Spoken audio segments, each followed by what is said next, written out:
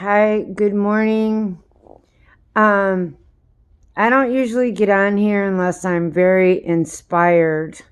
Um, I don't really want anybody to think that I'm trying to get on here with some kind of movie star mentality, which, to be honest with you, that's kind of what I see on Facebook and YouTube with the Christians is this movie star mentality, like hailing each other as apostles and prophets, and you know, to be honest with you, it sort of like makes me sick because you know we shouldn't be getting on here and hailing ourselves as heroes, or you're some great apostle or you're some great prophet, or whatever. Right now, folks, our country is in a lot of trouble. And those are the very words that came out of President Donald Trump's mouth when he first threw his hat in the ring to announce that he was going to run for president. He said that he didn't really want to be involved in politics. I'm using my words to sum up what he said, because I just by accident saw him on TV when he came down those stairs from the Trump Tower and announced that he was going to become, a runner up for the presidency. He said that he felt like America was in a lot of trouble, and that he felt compelled to get in the race to help our country, because he said otherwise, he said that we were going to be in a lot of trouble. But I'm getting on here this morning to I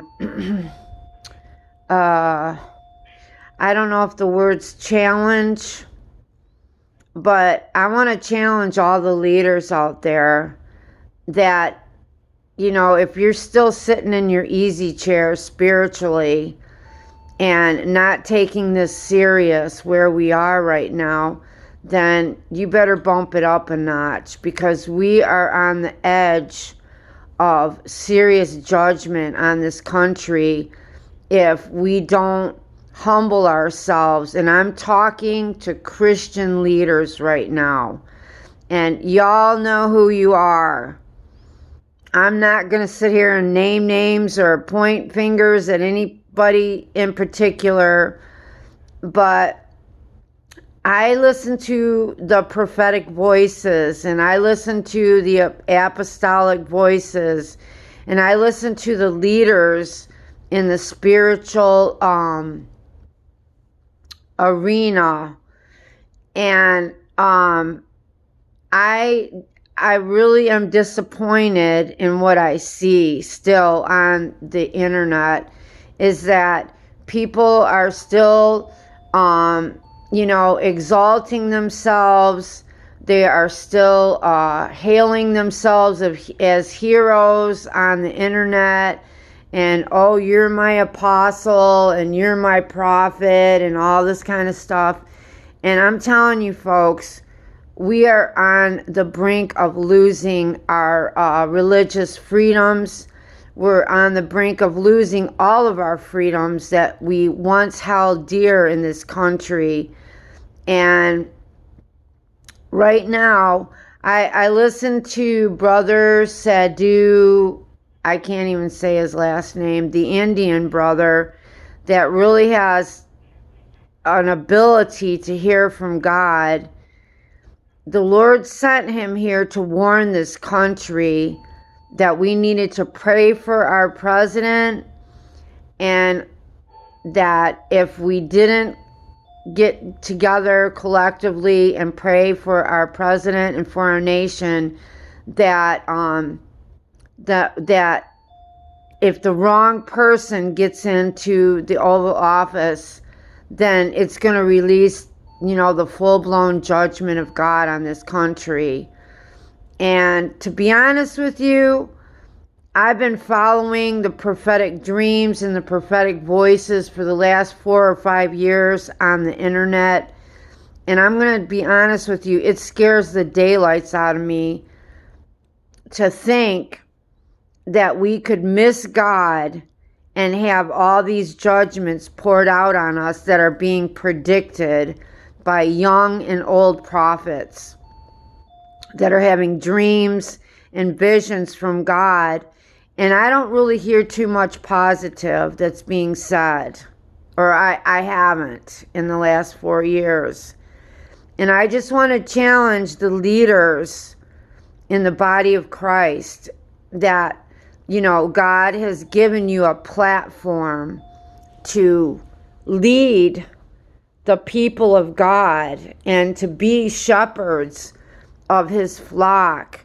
That's a very, I would take that very seriously if I were you. The fact that God's going to hold you all accountable for what you did or did not do to properly guide his people. And right now, we are on the verge of losing all of our freedoms. And personally, that scares me. I'm a person that I've been in a faith camp for 30 some years, and I'm going to just say it like it is. I am dreadfully afraid of losing our religious freedoms and having to go underground. And, all the things that are going to go along with all these predictions. And I just want to challenge the leaders and the people that are hearing my voice right now to seriously humble themselves and stop getting on the internet and, announcing, I'm scheduled to speak in this town and that town. And, like I said, people, the leaders are talking like there's some kind of movie stars or something, like there's some kind of pop stars on the internet. And what they should be doing is seriously talking to their tribe, their groups, and challenging everybody that we should be praying right now, especially for the president, because it's been said that he is fighting for survival. He is fighting for survival right now, and he depends, and this nation, 4 more years of grace is all we're going to get, and then it's all, everything that, the Bible was, God is going to give us 4 years more of grace if we humble ourselves and pray. And we take this seriously. But because right now things aren't too bad, I think people have gone to sleep again at the wheel. And they're not taking this as serious as it really is. I am pleading with the body of Christ. I am pleading with the leaders to stop getting on the internet like you're some kind of like movie star and, promoting yourself instead of leading God's flock like you should. Leading the sheep into the right direction like Christ has commissioned you to. And challenging your tribe to pray and to really humble ourselves before the Lord and cry out to God that he would have mercy on us. Because to be honest with you, I've really been fighting depression and,